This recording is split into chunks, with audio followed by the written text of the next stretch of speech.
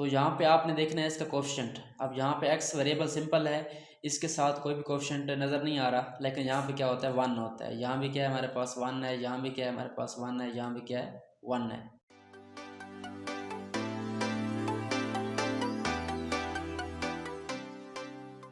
अस्सलाम वालेकुम, welcome students, welcome to my YouTube channel NG knowledge point. Students, मैं हूं आपका टीचर नेमतुल्लाह और आप देख रहे हैं मेरा YouTube channel NG knowledge point. Students, आज का हमारा टॉपिक है एडिशन ऑफ अलजेब्रिक एक्सप्रेशन। कि अलजेब्रिक एक्सप्रेशन अलजेब्रा के अंदर इनको हम ऐड करते हैं। तो ये बहुत ही बेसिक टॉपिक है। आज हम क्या करेंगे, बहुत ही सिंपल सी एक्सप्रेशन को ऐड करेंगे, क्योंकि ये बेसिक है एडिशन की। तो जब हम अलजेब्रा के अंदर बड़ी क्लास में जाते हैं तो वहाँ पे हमारे पास एडिशन के ऐसे क्वेश्चन आते हैं जिनके अंदर वेरिएबल्स की पावर ज़्यादा होती हैं। तो ये बहुत बेसिक है, अगर आपको इसकी समझ आ गई तो आगे वाले क्वेश्चन आप इजीली सॉल्व कर सकते हैं बड़ी क्लासेस में 7, 8, 9, 10 में। तो चलें स्टार्ट करते हैं। सबसे पहले हमारे पास अलजेब्रिक एक्सप्रेशन होती क्या है ये आप देख लें। जिस तरह हमारे पास इंग्लिश में जो है एक सेंटेंस होता है, for example he is a boy, वो एक लड़का है। सेंटेंस हमारे पास क्या होता है, मुख्तलिफ अल्फाज का मजमुआ होता है, कलेक्शन ऑफ वर्ड्स, जो कि हमें एक मीनिंगफुल सेंस दे रहा होता है, किस चीज़ के बारे में बता रहा होता है। तो सिमिलरली हमारे पास जो अलजेब्रिक एक्सप्रेशन होता है वो क्या होता है, वो भी एक मैथमेटिकल स्टेटमेंट होती है जो किसी न किसी चीज़ की वैल्यू दे रही होती है। बट यहाँ पे हमारे पास क्या होता है, जो नंबर होता है वो अननोन होता है। जैसा कि यहाँ आप देख सकते हैं, यहाँ पे लिखा हुआ है क्वेश्चन हमारे पास सिंप्लीफाई। यहाँ पे आप देखें तो पार्ट 1 में क्या है हमारे पास x plus x plus x plus x. तो नॉर्मली हम अननोन के लिए वेरिएबल यूज़ करते हैं और वेरिएबल को हम क्या करते हैं, स्मॉल लेटर्स यूज़ करते हैं। और मोस्टली जो है हमारे पास एक्स वाई यूज़ होते हैं, और बाकी भी हमारे पास जो हैं ABC, PQR वो भी हमारे पास यूज़ होते हैं। तो चलें स्टार्ट करते हैं टॉपिक को, इनको ऐड कैसे करना है। तो हमारा जो सबसे पहला पार्ट है वो क्या है, x plus x and plus x. यानी x जो है वो कितने टाइम ऐड हो रहा है, 4 टाइम्स। तो यहाँ पे आपने देखना है इसका कोएफिशिएंट। अब यहाँ पे x वेरिएबल सिंपल है, इसके साथ कोई भी कोएफिशिएंट नज़र नहीं आ रहा, लेकिन यहाँ पे क्या होता है 1 होता है। यहाँ भी क्या है हमारे पास 1 है, यहाँ भी क्या है हमारे पास 1 है, यहाँ भी क्या है 1 है। तो आपने basically addition of algebraic expression में ये कोएफिशिएंट जमा करने होते हैं, और शर्त ये होती है कि हमारे पास जो वेरिएबल होता है वो सारे जो है सेम होने चाहिए, जिनको हम लाइक टर्म्स कहते हैं। तो यहाँ पे अगर आप देखें तो वेरिएबल हमारे पास x है, इसकी पावर 1 है, यहाँ भी हमारे पास x है, यहाँ भी हमारे पास x है, यहाँ भी हमारे पास x है। इसका मतलब है ये चारों जो हैं हमारे पास टर्म्स हैं, और ये चारों जो है टर्म लाइक टर्म है, इनको हम ऐड कर सकते हैं। तो हम क्या करेंगे, सिर्फ कोएफिशिएंट को ऐड करेंगे, बाकी जो हमारे पास वेरिएबल होगा उसको हम एक बार लिख लेंगे। तो ये हमारे पास वेरिएबल एक बार आ जाएगा। तो 1 प्लस 1 क्या होता है, 2 होता है। 2 प्लस 1 3, 3 प्लस 1 4। तो हमारे पास क्या आंसर आ जाएगा इसका, 4x आ जाएगा। तो सिमिलरली अगर आप एग्जांपल ले लें, यहाँ पे x जो हमारे पास एक अननोन है, यहाँ पे आप कोई रियल लाइफ से कोई चीज़ ले लें। अगर आप यहाँ पे एप्पल लेते हैं, तो जब एप्पल्स को आप ऐड करेंगे 1 Apple plus 1 Apple plus 1 Apple plus 1 Apple, तो हमारे पास कितने बन जाएंगे, 4 एप्पल बन जाएंगे। तो इसी तरह हमारे पास वेरिएबल होता है वो भी क्या होता है, 4 टाइम्स x आता है। तो इसको पढ़ते कैसे हम, 4 इंटू एक्स पढ़ते हैं, या 4 टाइम्स x, यानी x जो है 4 टाइम्स है, ये 4 से मल्टीप्लाई हो रहा है। उसके बाद हमारे पास नेक्स्ट है 6m plus 3m plus m। तो इसका आंसर भी सिमिलरली आपको निकालना है। यहाँ पे वेरिएबल हमारे पास m है, यहाँ भी m है, यहाँ भी m है। तो 6 plus 3 9, 9 plus 1 is equal to 10। तो यहाँ पे हमारे पास क्या आ जाएगा, इसका आंसर 10m। उसके बाद नेक्स्ट हमारे पास है 3p and plus q and plus 2p।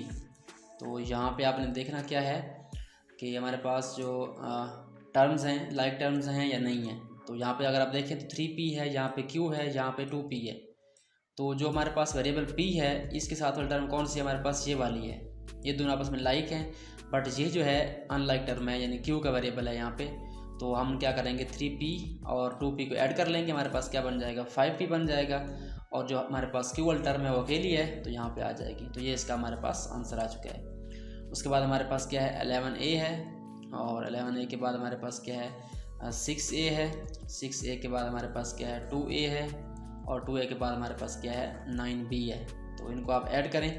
सबसे पहले आप देखें इनमें लाइक टर्म्स कौन सी हैं। तो यहाँ पर अगर आप देखें तो ये हमारे पास जो फर्स्ट 3 टर्म्स हैं ये लाइक है, 11a plus 6a plus 2a। तो ये हमारे पास क्या बन जाएगा, 11 प्लस 6 17 होता है, प्लस 2 19। सो 19a बन जाएगा। और इसको प्लस करेंगे हम 9b के साथ कोई और टर्म नहीं है तो ये हमारे पास क्या आ जाएगी अकेली 9b दोबारा आ जाएगी। उसके बाद नेक्स्ट हमारे पास है x plus y plus z और उसके बाद अगेन क्या है प्लस 2x और 2x के बाद हमारे पास क्या है प्लस z है। तो इसको ऐड करें। सबसे पहले आप लाइक टर्म को चेक करें।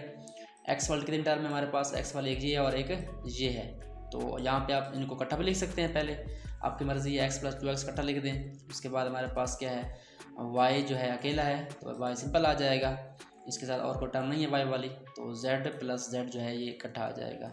उसके बाद क्या होगा हमारे पास z प्लस z जो है 2 टाइम आ जाएगा।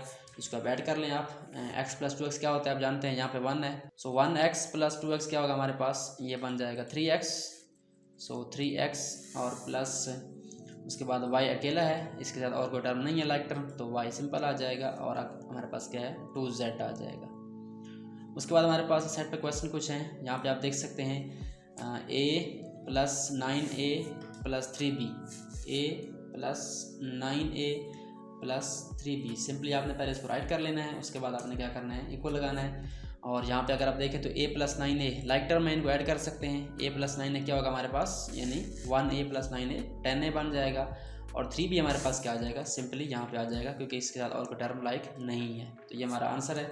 उसके बाद हमारे पास है x plus y plus x plus 2y, तो ये हमारे पास आप चेक करें लाइक टर्म्स को।